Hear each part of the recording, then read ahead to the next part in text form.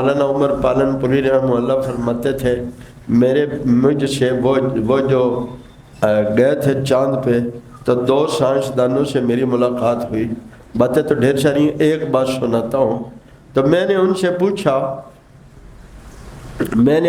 پوچھا کہ تم نے اوپر جا کر زمین کو دیکھا؟ انہوں نے کہا ہمارے پاس بہت بڑی بڑی خوردبینیں تھیں، وہاں سے جب ہم نے زمین کو دیکھا تو یوں لگ رہی تھی جس کی بڑی کسی گراؤنڈ کے اندر ایک گیند پڑی ہوتی ہے، ایک بال پڑی ہوتی ہے، ایک بال پڑی ہوتی ہے، یوں محسوس ہو رہا تھا.